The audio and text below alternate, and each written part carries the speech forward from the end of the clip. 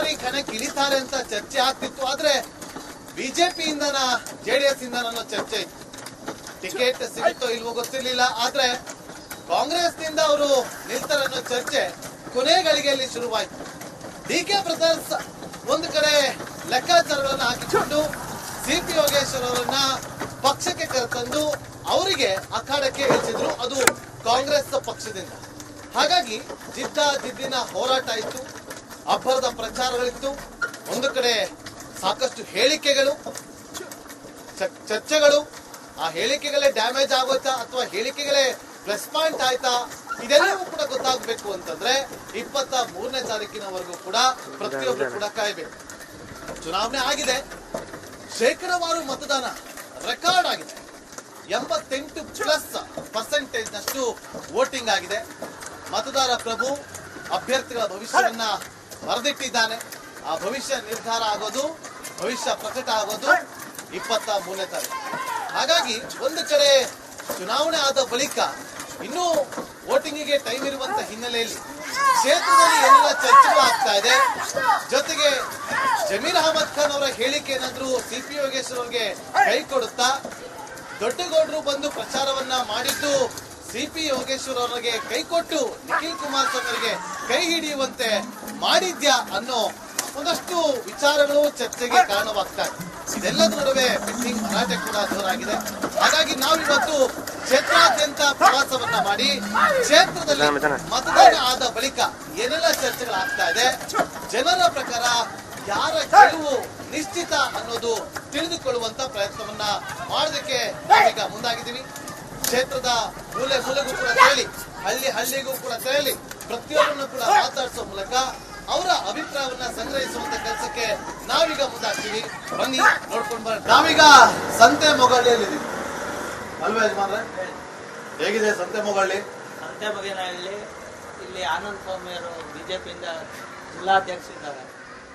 ಅವರ ಸಂತೆ ಮೊಗಳ್ಳಿ ಹೇಗಿದೆ ಅಂತ. ಮೊಗೇನಹಳ್ಳಿ ಹೇಗಿದೆ ಅಂದ್ರೆ ಅವರು ಬಿಜೆಪಿ ಜಿಲ್ಲಾಧ್ಯಕ್ಷ. ರಾಜಕೀಯ ಬೇಡ, ಸಂತೆ ಮೊಗಳ್ಳಿ ಹೇಗಿದೆ? ಸಂತೆ ಮೊಗೇನಹಳ್ಳಿ ಇಲ್ಲಿ ನೋಡಿ, ಒಂದು ಹೊಸ ಸ್ಕೂಲ್ ಆಗಿದೆ, ಅಲ್ಲೊಂದು ಹೊಸ ಹಾಸ್ಪಿಟಲ್ ಆಗಿದೆ. ಚೆನ್ನಾಗಿದೆಯೋ ಚೆನ್ನಾಗಿಲ್ವೋ? ಚೆನ್ನಾಗಿದೆ. ಆಮೇಲೆ ಚೆನ್ನಾಗಿದೆ. ಎಷ್ಟು ಚೆನ್ನಾಗಿದೆ? ತುಂಬಾ ಚೆನ್ನಾಗಿದೆ. ವಾತಾವರಣ ತುಂಬಾ ತಂಪಾಗಿದೆ. ಮಳೆ ಆಗುತ್ತದೆ ಹತ್ರ, ಕಣ್ಣಿಗೆ ಆಯ್ತಾ ಇದೆ ಜನಕ್ಕೆಲ್ಲ. ಚುನಾವಣೆ ಆಯ್ತು, ಬಿಸಿ ಹೋಗಿ ಈಗ ತಂಪಾಗಿದೆ. ಚುನಾವಣೆ ಬಿಸಿ ಹೇಗಿತ್ತಿಲ್ಲಿ? ಚೆನ್ನಾಗಿ ನಡೀತು. ಚೆನ್ನಾಗಿತ್ತಾ? ಊರಲ್ಲೆಲ್ಲ ಓಟ್ ಹಾಕಿದ್ರು? ಹಾಕಿದ್ರಲ್ಲ. ನೀವ್ ಹಾಕಿದ್ರು? ನಾವು ಹಾಕ್ತಾ. ಯಾರಿಗ ಹಾಕಿದ್ರು? ನಾವು ನಿಖಿಲ್ ಸ್ವಾಮಿಗೆ ಹಾಕ್ತಾ. ಹೌದಾ? ಇದೇ ನಾವು ಓಟ್ ಹಾಕಕ್ಕೂ ಮುಂಚೆ ಕೇಳಬಾರ್ದೈತಿ, ಕೇಳ್ಬಿಡ್ತೀವಿ. ನೀವು?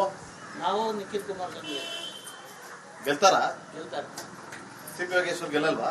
ಗೆಲ್ಲಲ್ಲ. ಯಾಕೆಂದ್ರೆ ಅವ್ರು ಪಕ್ಷಾಂತರ ಮಾಡೋರು.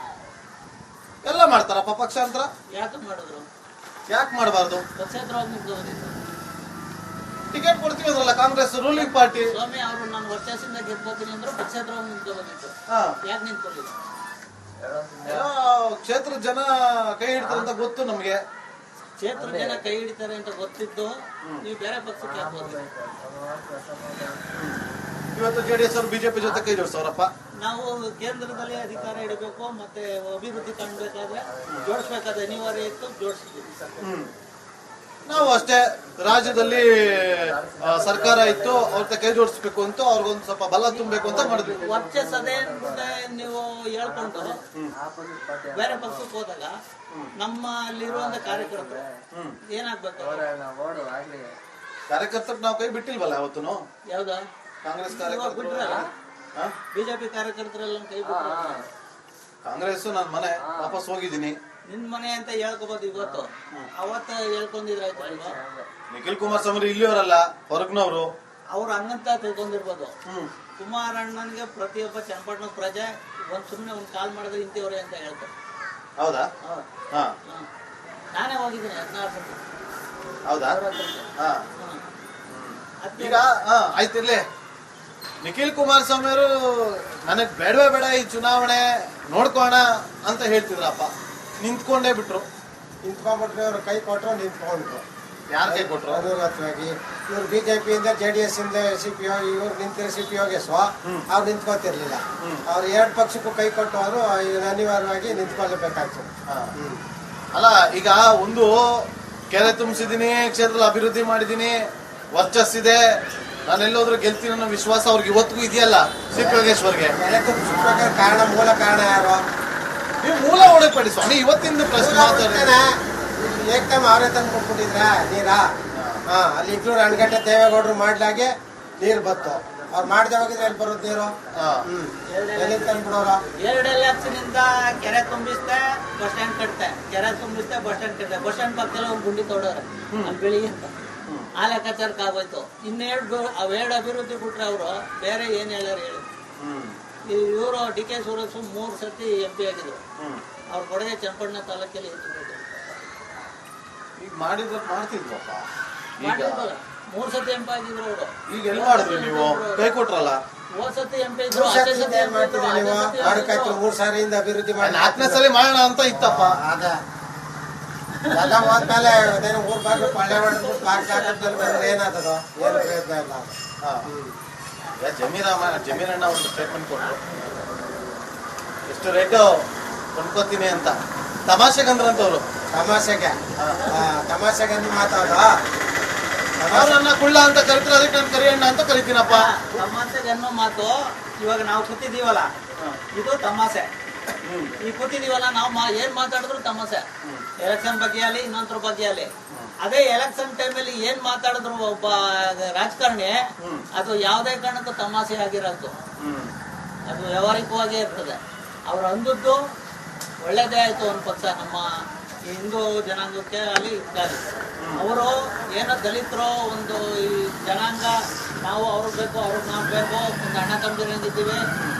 ಈಗ ನಾನು ಏನು ಗಾಡಿ ಬೇಕಾದ್ರೆ ಅಲ್ಲಿ ಹೋಗ್ತೀನಿ, ಒಂದು ವೆಲ್ಡಿಂಗ್ ಬೇಕಾದ್ರೆ ಅಲ್ಲಿ ಮಾಡಿಸ್ಕೊತೀನಿ. ಅಭಿಮಾನಕ್ಕೆ ಅವರು ನಾವು ಅಣ್ಣ ತಮ್ಮದಿರಂಗೆ ಇದ್ದಾಗ ಇಂಥ ರಾಜಕಾರಣಿಗಳು ಬಂದು ಮಧ್ಯದಲ್ಲಿ ಕಡ್ಡಿ ಅಲ್ಲಾಡಿಸಿ ವಿಷ ಬೀಜ ಬಿತ್ತಿ ನಮ್ಗೆ ತಂದು ಮಡಗುವಂತ ಒಂದು ಪಕ್ಷದಲ್ಲಿರುವಂತ ನಾಯಕ ಅವನು. ನಾವು ಕಿತ್ತಾಡ್ಬೇಕೀಗ. ಈಗ ನಾವು ಚನ್ನಪಟ್ಟಣಕ್ಕೆ ಹೋಗ್ಬಿಟ್ಟೆ ಜಮೀರ್ ಹಿಂಗಂತ ಅಂತ ಅಂದಾಗ ಅವರು ನನ್ಗೊಂದು ಅಂತಾರೆ, ನಾನು ನನ್ಗೊಂದು ಅಂತ.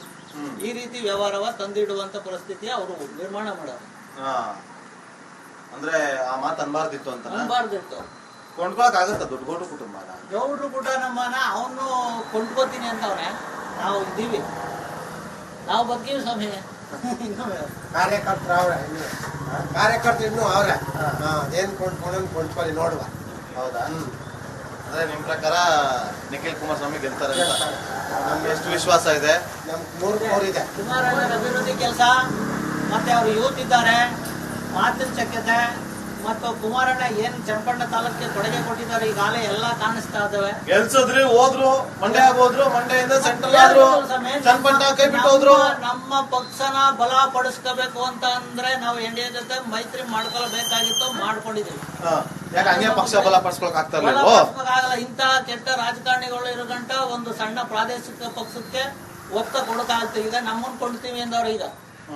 ಈಗ ಏನೋ ದೇವೇಗೌಡರ ಕುಟುಂಬ ಕೊಂಡ್ತೀನಿ ಅಂದವ್ರೆ. ಇಂಥವ್ರು 4 ಜನ ಬಂದ್ರೆ ಏನಾದ್ರು ಪರ್ಚೇಸ್ ಮಾಡೋದು ತಾಕತ್ ಏನಾರ ಇದ್ದದ್ರೆ ಮಾಡ್ಲಿ. ಅವರು ಇಂಥ ಹೇಳಿಕೆಗಳು, ದಂಬಿಚಾರಗಳು ಇದು ಹೇಳ್ಬೇಡ. ರಾಜಕೀಯದಾಗೆ ಇರ್ಬೇಕು, ಗೌಡ್ರಂಗೆ ಇರ್ಬೇಕು, ಮುಸ್ಲಿಂಗೆ ಇರ್ಬೇಕು. ಅವತ್ತು ಏನಿದ್ದದು ವ್ಯವಹಾರ, ಅಭಿವೃದ್ಧಿ ಕೆಲಸ ನೋಡ್ಕೊಂಡು ಓಟ್ ಹಾಕಬೇಕು, ವ್ಯವಹಾರಕ್ಕೆ ಇರ್ಬೇಕು. ಇವ್ರು ನಾವು ಕೊಂಡ್ತೀನಿ ಬುಣ್ತೀನಿ ಅಂತ ಅಂದ್ರೆ, ನಾನು ಬೆಳೆದ್ರೆ ಅವ್ನು ತಿಂತಾನೆ, ಅವನು ವೆಲ್ಡಿಂಗ್ ಮಾಡಿದ್ರೆ ನಾನು ಗಾಡಿ ಓಡಿಸ್ತೀನಿ. ಈ ಸಂಬಂಧ ಹಿಂಗೆ ಇರ್ಬೇಕು. ಈ ಕೊಂಡುದು ಬಿಡುದು ಬಿಟ್ರೆ ಇನ್ನು ಅಲ್ಲಿ ಹೋಗಿ ಮುಸ್ಲಿಮ್ರು ಹೊಲ ಬಿತ್ತಿ ರಾಗಿ ಬೆಳೆದು ಭತ್ತ ಬೆಳೆದು ತಿಂತಾದ್ರೆ ಸ್ವಾಮಿಗಳು, ನಾವು ಬೆಳೆದ ಹಾಕಿದ್ಮೇಲೆ ತಿಂತಾರೆ. ಅದನ್ನ ಜ್ಞಾಪನದಲ್ಲಿ ಇಟ್ಕೊಂಡು ಮಾತಾಡಿ ಕೇಳಿರ್ತೀವಿ. ಅವರ ಮಾತು ಎಲ್ಲೋ ಒಂದ್ ಕಡೆ ಅವ್ರಿಗೆ ಹಿನ್ನಡೆ ಆಗುತ್ತೆ. ಹಿನ್ನಡೆ ಆಗೋದೇನು ಆಗದೆ. ಅದು ಇನ್ನೊಂದ್ ದಿವಸ ಮುಂದಾಗಿ ಹೇಳ್ಬೇಕಿತ್ತು ಅವನು.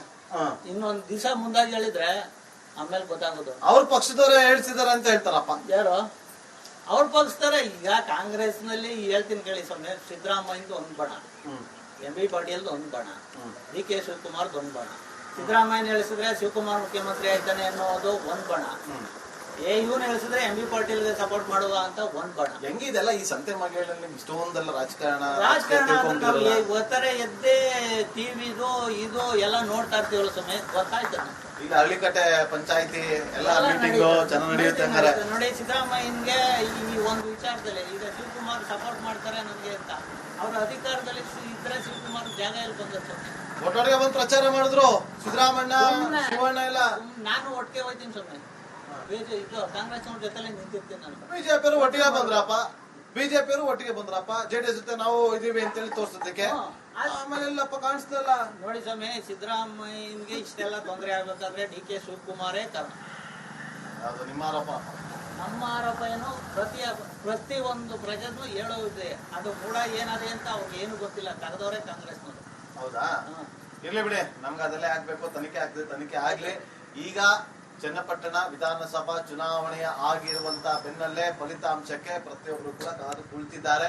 ಫಲಿತಾಂಶ ಏನಾಗುತ್ತೆ ಅನ್ನೋದನ್ನ 23ನೇ ತಾರೀಕು ಕಾಯ್ಬೇಕಾಗತ್ತೆ. ಯಾಕಂದ್ರೆ ನಾವು ಇವತ್ತು ಏನೇ ಕುತ್ಕೊಂಡು ಮಾತಾಡಿದ್ರು ಕೂಡ ಅದು ಕೇವಲ ಅಂತೆ ಕಂತೆ ಚರ್ಚೆ ಅಷ್ಟೇ. ಅಂತಿಮ ಫಲಿತಾಂಶ 23ನೇ ತಾರೀಕು ಬರುತ್ತೆ. ಎಸ್, ನೋಡೋಣ. ಈಗ ಈ ಕ್ಷೇತ್ರದ ಅಂದ್ರೆ ಈ ಭಾಗದಲ್ಲಿ ಒಂದು ನಿಖಿಲ್ ಕುಮಾರಸ್ವಾಮಿ ಗೆಲ್ತಾರೆ ಅನ್ನೋ ಚರ್ಚೆಗಳಿದೆ, ವಿಶ್ವಾಸ ಕೂಡ ಇದೆ. ಆ ವಿಶ್ವಾಸಕ್ಕೆ ಕಾಯಬೇಕಾಗಿರುವಂತದ್ದು ನಮ್ಮ ಕರ್ತವ್ಯ. ಹಾಗಾಗಿ 23ನೇ ತಾರೀಕು ಕಾದು ನೋಡ್ಬೇಕಾಗುತ್ತೆ.